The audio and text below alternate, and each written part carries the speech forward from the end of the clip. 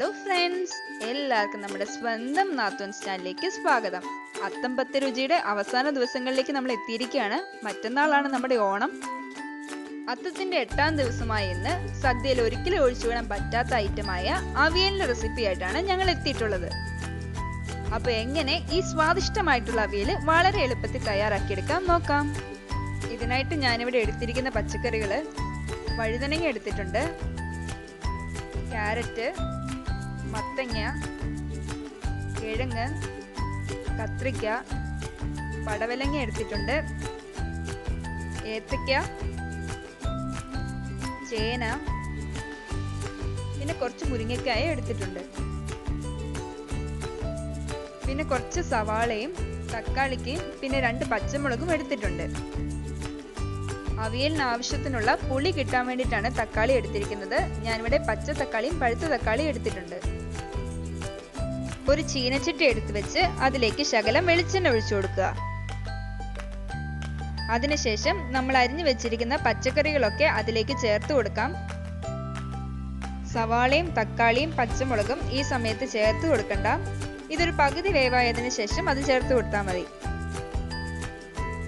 ഞാൻ എൻ്റെ കയ്യിലുള്ള പച്ചക്കറികളൊക്കെയാണ് ഇതിലേക്ക് ചേർത്തിരിക്കുന്നത്. ഇത് കൂടാതെ നിങ്ങൾക്ക് വേറെ പച്ചക്കറികൾ വേണേലും ചേർത്ത് കൊടുക്കാവുന്നതാണ്. ഏത്തക്ക അരിയുമ്പോൾ അതിലുള്ള കറ പോകാൻ വേണ്ടിയിട്ട് നമ്മൾ കഴുകുന്ന വെള്ളത്തിൽ കുറച്ച് കഞ്ഞിവെള്ളം കൂടെ ഒഴിച്ച് കഴുകിയാൽ മതി. ഈ പച്ചക്കറി ഒന്നും കൂടാതെ ഒരു കഷ്ണം കപ്പ വേണേലും നമുക്ക് അവിയലിന് ചേർത്ത് കൊടുക്കാം. അങ്ങനെ ചെയ്യുമ്പോൾ അവിയലിന് നല്ലൊരു ടേസ്റ്റ് ആയിരിക്കും. ഇതിലേക്കിനി 1/2 ടീസ്പൂൺ മഞ്ഞൾപ്പൊടിയും 1 ടീസ്പൂൺ മുളക് പൊടിയും പിന്നെ ആവശ്യത്തിനുള്ള ഉപ്പും കൂടെ ചേർത്ത് കൊടുക്കാം. അവിയലിന് നല്ലൊരു കളർ കിട്ടാൻ വേണ്ടിയിട്ടാണ് ഞാനിവിടെ മുളക് പൊടി ചേർത്ത് കൊടുക്കുന്നത്. ഇനി ഇത് നന്നായിട്ട് ഇളക്കി കൊടുത്തിട്ട് നമുക്ക് പച്ചക്കറി വേവിക്കാൻ വേണ്ടിയിട്ട് വെക്കാം. പച്ചക്കറി വേവിക്കാൻ വേണ്ടിയിട്ട് പ്രത്യേകിച്ച് വെള്ളമൊന്നും ഒഴിച്ചു കൊടുക്കേണ്ട ആവശ്യമില്ല. കഷ്ണങ്ങളിൽ നിന്നൊക്കെ തന്നെ വെള്ളം ഇറങ്ങിക്കോളും. ഇനി നമുക്കിതൊന്ന് മൂടി വെച്ച് വേവിച്ചെടുക്കാം. വേവിക്കാൻ വെച്ച് കഴിഞ്ഞ് ഇത് ഇടയ്ക്കിടയ്ക്ക് ഇളക്കി കൊടുക്കണം, ഇല്ലെങ്കിൽ ഇത് ചീനച്ചട്ടിയെ പിടിക്കാനുള്ള ചാൻസ് ഉണ്ട്. ഇതൊരു പകുതി വേവാകുമ്പോൾ ഇതിലേക്ക് നമുക്ക് തക്കാളിയും സവാളയും പച്ചമുളകും കൂടെ ചേർത്ത് കൊടുക്കാം. നേരത്തെ പറഞ്ഞ പോലെ തക്കാളി നമ്മൾ പുളി കിട്ടാൻ വേണ്ടിയിട്ടാണ് ഇതിലേക്ക് ചേർത്ത് കൊടുക്കുന്നത്. അപ്പോൾ തക്കാളി അല്ലാതെ തൈര് വേണേലും ഇതിലേക്ക് പുളിക്ക് വേണ്ടി ചേർക്കാവുന്നതാണ്. ഇനി ഇതിലേക്ക് കുറച്ച് കറിവേപ്പിലയും കൂടി ചേർത്തിട്ട് ഇത് നന്നായിട്ടൊന്ന് ഇളക്കി കൊടുക്കാം.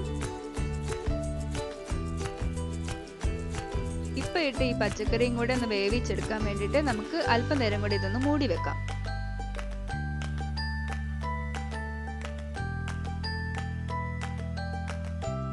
ഇപ്പൊ ഇത് നന്നായിട്ട് വെന്ത് വന്നിട്ടുണ്ട്. ഇനി നമുക്ക് ഇതിലേക്ക് അരപ്പ് കൂടി ചേർത്ത് കൊടുക്കണം.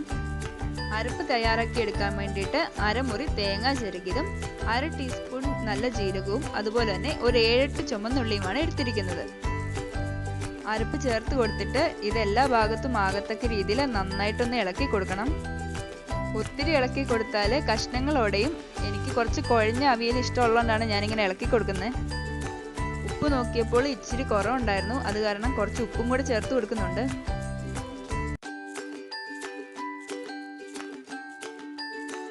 അവിയൽ തയ്യാറായതിനു ശേഷം അതിലേക്ക് കുറച്ച് പച്ച വെളിച്ചെണ്ണയും കൂടെ ചേർത്ത് കൊടുക്കണം. ഇങ്ങനെ പച്ച വെളിച്ചെണ്ണ ഒഴിച്ചു കൊടുക്കുമ്പോൾ അവിയലിന് നല്ലൊരു ടേസ്റ്റ് ആയിരിക്കും കിട്ടുന്നത്. ഈ പച്ചക്കറികളുടെ എല്ലാം കൂടെ പച്ച വെളിച്ചെണ്ണയും കൂടെ ചേർക്കുമ്പോൾ നല്ല രുചിയായിട്ടുള്ള ഒരു അവിയലായിരിക്കും. അങ്ങനെ നമ്മുടെ സദ്യ സ്റ്റൈൽ സ്വാദിഷ്ടമായ അവിയൽ ഇവിടെ തയ്യാറായിരിക്കുകയാണ്. അവിയൽ ഇഷ്ടമില്ലാത്തവർ വളരെ ചുരുക്കമായിരിക്കും. സദ്യക്കൊക്കെ പോയാൽ പോലും നമ്മൾ എപ്പോഴും ചോദിച്ച് മേടിക്കാറുള്ള ഒരു വിഭവം കൂടിയാണിത്.